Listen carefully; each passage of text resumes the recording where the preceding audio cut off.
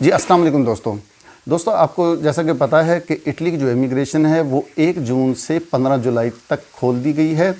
और ये इटली का जो 20 मई का रेगुलेशन है इस DL 103, ये इटली का ऑफिशियल गज़ट में छप चुका है। और इसका मतलब ये होता है कि इटली के जो सदर हैं उन्होंने इस कानून पर दस्तखत कर दिए हैं और अब ये बाकायदा कानून का हिस्सा बन चुका है।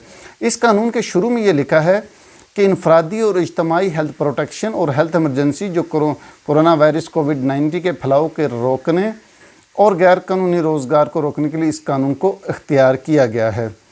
इस कानून का पहला हिस्सा ये है कि इटालियन और गैर मुल्की शहरी जिनके पास कार्ता दी सोजोर्नो यानी परमानेंट रेजिडेंस परमिट है वो अपने वर्कर्स को लीगल करा सकते हैं। जी हाँ, ये इसमें ऐसे लोग भी शामिल होंगे जिनके पास परते तयबा होता है, वो भी अपने जो है वर्कर्स को शो करके वो लीगल करवा सकते हैं।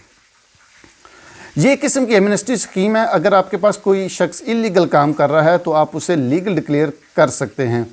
और ऐसे लोग, ऐसे वर्कर जो इटली में 8 मार्च 2020 से पहले मौजूद थे और 8 मार्च 2020 के बाद वो इटली से बाहर नहीं गए, वो इस मौके से फ़ायदा उठा सकते हैं। ऐसे गैर मुल्की जिनका रेजिडेंस परमिट 31 अक्टूबर 2019 को ख़त्म हो गया था और वो इसे रिन्यू नहीं करवा सके, इन्हें भी 6 माह का रेजिडेंस परमिट दिया जाएगा। और अच्छा, अभी मैं आपको बताता हूँ कि वो कौन कौन से बिज़नेस सेक्टर में जो हैं वो लोग लीगल हो सकते हैं। इसमें एग्रीकल्चर, लाइवस्टॉक यानी कोई भी जो शख्स जो ज़मींदारी का काम करता है या डेयरी फार्म का काम करता है वो इस इमिग्रेशन से फ़ायदा उठा सकता है। दूसरे नंबर पे आता है माजूर अफराद की देखभाल के लिए, कि ऐसे लोग जिनका अज़ल से डॉक्यूमेंट्स बने होते हैं और उसके ऊपर लिखा होता है कि वो हैंडीकैप हैं और वो जो हैं अपने वर्कर्स को लीगल करवा सकते हैं। और तीसरा जो है वो घर के कामकाज के लिए और सफाई के लिए जो लोग आप घर में रखते हैं उनको भी आप लीगल करवा सकते हैं या वो लीगल हो सकते हैं। ये बहुत सी अपने वीडियोस जो है इमिग्रेशन के मौजू पर देखी होगी और बहुत से लोग आपको इंफॉर्मेशन दे रहे हैं और बहुत अच्छी इंफॉर्मेशन आपको मुख्तलिफ वीडियोस में मिल रही हैं। लेकिन जो बात मैं आपको अभी बताना चाहता हूँ वो जो है बहुत कम लोगों ने बताई है। लोग कह रहे हैं कि ये जो एक जर्नल इमिग्रेशन नहीं है, यानी जिसमें लोग डॉक्यूमेंट जमा करवाएं और पेपर ले लें, लेकिन मेरी नज़र में ये एक जर्नल इमिग्रेशन है जिससे कोई बंदा भी फ़ायदा उठा सकता है। ये पॉइंट बड़ा गौर में रखने वाला है कि घर में कामकाज के लिए आप किसी शख्स को भी जो है वो डिक्लेयर कर सकते हैं। फॉर एग्ज़ाम्पल, एक शख्स का रेस्टोरेंट है, रेस्टोरेंट पे अब वो बंदे को लीगल करना चाहता है और उसका तरीकाकार ये होगा कि वो उसको ये शो करेगा कि ये बंदा मेरे घर में काम करता है, उसको कॉन्ट्रैक्ट देगा और जब वो बंदा क्लियर हो जाएगा फिर वो अपने सोजोर्नो को दूसरे काम के लिए चेंज कर सकता है, यानी वो रेस्टोरेंट में भी काम कर सकता है जब उसको वहाँ का रेजिडेंस परमिट मिल जाएगा। ये जो है एक बहुत प्यारी और बड़ी बेहतरीन शिक है। और ऐसे गैर मुल्की जिनके पास वहाँ का पासपोर्ट नहीं है और उनके पास कार्ता दी सोजोर्नो हैं और वो बिज़नेस कर रहे हैं और वो अपने किसी वर्कर को लीगल करवाना चाहते हैं तो वो भी घर के कामकाज का कॉन्ट्रैक्ट लगाकर उनको लीगल कर सकते हैं। लीगल होने के बाद जब उनका टैक्स पूरा चला जाएगा, रेजिडेंस परमिट उनको मिल जाएगा, तो फिर वो अपना जो है रेस्टोरेंट में भी उनको काम करवा सकते हैं या किसी भी जगह जो उनका बिज़नेस है उस जगह पर वो उनको काम करवा सकेंगे। अच्छा, अब तीसरी किस्म आती है कि ऐसे लोग जिनके पास सीजनल वीज़ा था और वो एक मखसूस मुद्दत के लिए उनके पास था और वो एक्सपायर हो गया है और वो अब इसको जारी रख सकेंगे और इससे फ़ायदा उठा सकेंगे। अब इस इमिग्रेशन जो है इसकी फ़ीस कितनी है, ये जो मैं आपको ये वो फ़ीस बता रहा हूँ, ये जो गवर्नमेंट की फ़ीस है जो गवर्नमेंट के खाते में जानी है वो है कि इम्स के लिए जो सोशल सिक्योरिटी का इदारा इम्स है वहाँ पे 500 यूरो जमा कराने होंगे और जो इमिग्रेशन ऑफिस है कस्तूरा जो है उसके लिए आपको 130 यूरो जो किट के लिए भरने होंगे, फिंगरप्रिंट वगैरह के लिए। जो रेजिडेंस परमिट आपको मिलता है उसके लिए आपको 130 यूरो खर्च करने होंगे।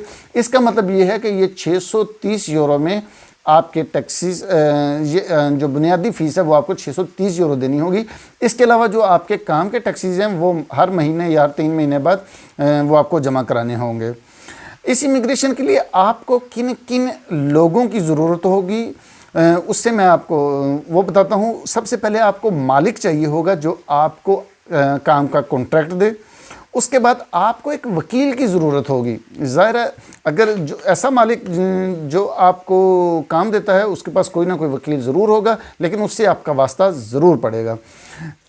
और एक आपको कमर्शलिस्टा की ज़रूरत होगी। कमर्शलिस्टा ऐसा आदमी होता है जो टैक्स के मामलात को देखता है, यानी जो मालिक जिसने आपका कॉन्ट्रैक्ट किया है उसके पास कमर्शलिस्टा ज़रूर होगा और वो कमर्शलिस्टे की आपको इसमें ज़रूरत होगी।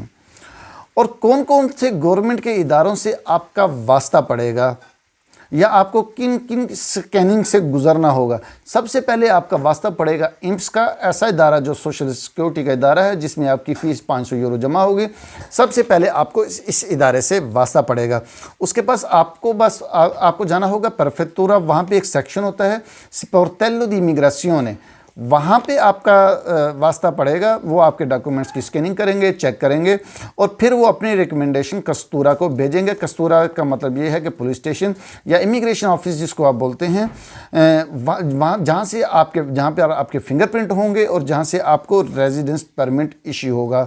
तो दोस्तों ये एक इंफॉर्मेशन जो मैंने आपको देनी थी इटली के इमिग्रेशन के बारे में। लेकिन फिर आपको बताता हूँ कि ये इसमें जो घर के कामकाज के लिए जो वर्करों की ज़रूरत है, यानी जो इस कानून के तहत लीगल हो सकते हैं, ये एक बहुत बड़ी शिक है।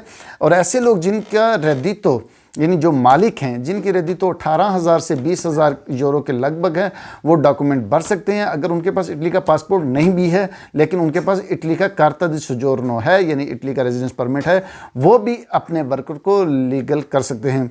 अल्लाह ताला करे कि आप सब ऐसे लोग जिनके डॉक्यूमेंट नहीं है इस इमिग्रेशन से फ़ायदा उठा सकते हैं। तो आपके लिए बहुत ज़्यादा दुआ गो हूँ। अल्लाह ताला हर शख्स को जो परदेश में है बिलखसूस उनको अल्लाह ताला कामयाबी दे और उनको उनके मकसद में कामयाब करे, ताकि उनको रेजिडेंस परमिट मिले तो वो अपने अपने वालदैन को, बहनों भाइयों को, रिश्तेदारों, अजीज़ व अक़रबा को जाकर मिल सकें। आप सबके लिए दुआ गो हूँ। इजाज़त दीजिए, हाज़िर होंगे नेक्स्ट वीडियो में। Good bye.